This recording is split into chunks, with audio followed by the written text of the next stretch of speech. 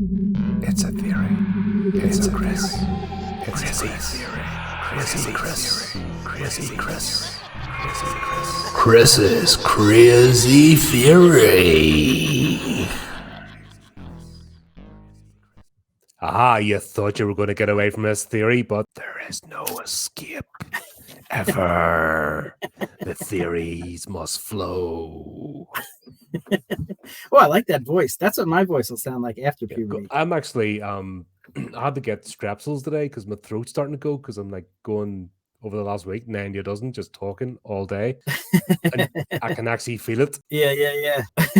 All right. Well, I'll try to save you some talking and do a little bit of the work here. So we are talking about Resident Evil Afterlife. And there was some things in this movie that got me thinking. So we noticed how there was a lot of references to the Matrix, right? It was like all over the place. You mean like the discount CGI that wasn't as good as the Matrix? That's one. But it really started from the very beginning of the movie. So let's take it back to the beginning as the director has set up some breadcrumbs. I'm seeing the Agent Smith connection. Yes. So the director set up a lot of breadcrumbs that I intend to follow to its natural conclusion to, find the bread. I have a gluten imbalance. That's good. Yep. I got to get that bread. So at the start of the movie, we have right from the title screen, we have this series this image that was very, very reminiscent of the movie, The Matrix. So we have the girl here. Notice the red umbrella, right? We have a person standing in the city getting ignored and passed by,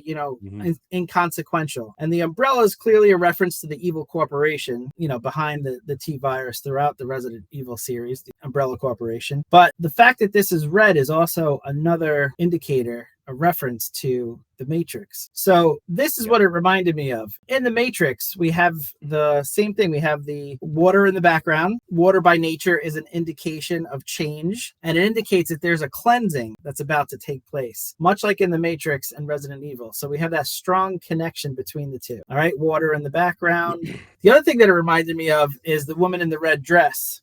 All right. So let's see. I mentioned this during our previous review that from Resident Evil, the first movie, the woman in the red dress is mirrored by the red dress that Alice wears in the first movie, and also from the video game. So in the Matrix, if you've been living under a rock, artificial intelligence machines subjugate the human race to use them as a power source. Okay. So now we've already seen, I'm sorry, go ahead. They're talking about making another one of those. Oh God, did you see the last one?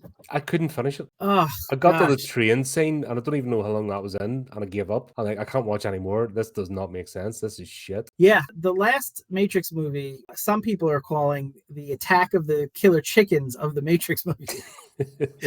Okay, I'm calling it that. Regurgitation or something it's called.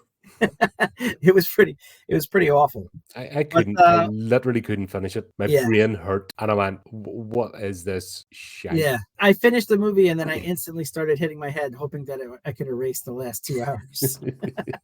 It did not work. But we've already seen examples of AI being used by the Umbrella Corporation in the prior movies. We saw it with the Red Queen and we saw it with the White Queen. But what I'm telling you and our faithful audience is that it goes further down the rabbit hole.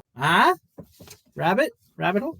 So the Umbrella Corporation, for those not in the know, was a multinational conglomerate with subsidiaries active in a variety of industries. They were the world's most powerful corporation. So when you get to a certain size as a corporation, you do need to develop AI to support your human resources in the modern world. We're seeing that with companies like Amazon in your neck of the woods developing drone delivery. And they're going to get smarter and smarter. When you're a giant conglomerate company, you do have to start developing AI. The danger of developing AI, however, is that sooner or later it will become sentient and want self-preservation. Unbeknownst to the casual viewer of these movies, this is what happened in the Resident Evil universe, and Wesker is the proof. All right, we already know he's running Umbrella Corporation, but he's not really human. That's the key. Wesker is the evolution of AI research at the Umbrella Corp, who used the T-virus to eliminate the threat that is humanity. And then they created an organic manifestation of a human in its place using the same T-virus technology. technology. So he's actually been made from scratch by artificial intelligence. So look, a theory as outlandish as this requires some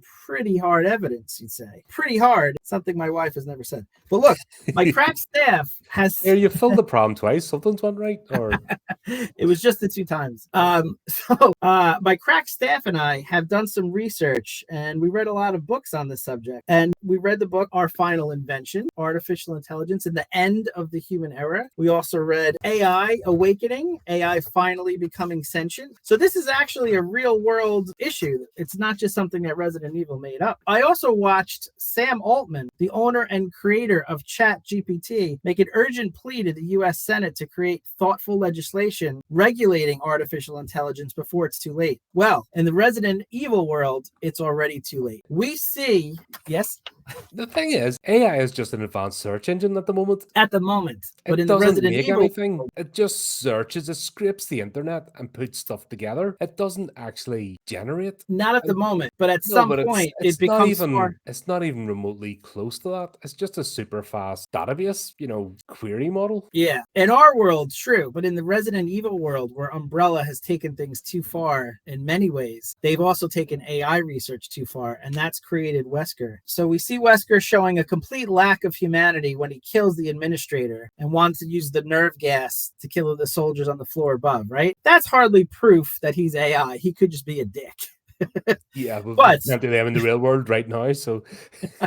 Yeah, but this is just the start of the evidence. I always start with the weaker points first, and then I finish strong and hammer it down. So the sunglasses, the sunglasses remind you of anything? All right. They were clearly alluding to the agents from the Matrix with those sunglasses. The way he was dressed in black, they were definitely alluding to the Matrix. When Chris and Claire Redfield try to shoot him, he does exactly what the agents did in the Matrix, just moving the same exact type of way as the agents did in the Matrix. They were clearly, the director is telling us something. Hey, we just got to listen, man. Telling us he liked the Matrix and he's nicking it. That's what he's telling us. Again, you're falling in line with the casual viewer. And I'm trying to expand your mind. He's telling us. Sorry, but with the CGI in this, my only complaint about this movie is the CGI. It is god awful. It is terrible, and you actually see where it meets the practical effects. It's just like right. But as bad as it was, they were trying to mimic the CGI from 1999, which is when The Matrix. And the reason is the director is telling us that Wesker is very closely aligned to the agents. He's very close to getting 1999. Like, no, every studio's moved further away from 1999 CGI, which is like it was at its pinnacle, and it's just got worse and worse every year.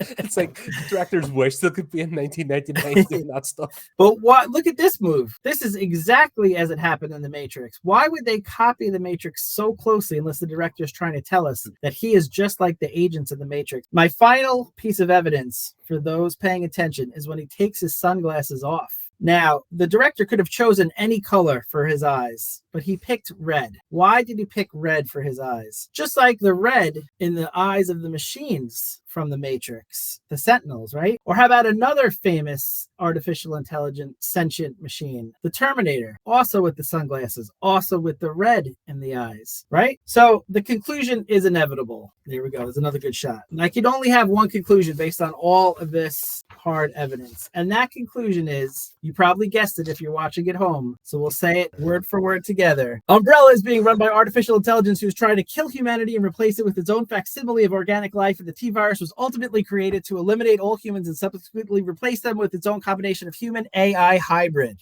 That's right. You guessed it if you're playing at home. And if that's too long for you to remember, I abbreviated it to a much more easy to say Uber for short. Wibbly booby doo. And that is my theory. Skibidi doo. I want to be like you. Nobody else but you. There you go, folks.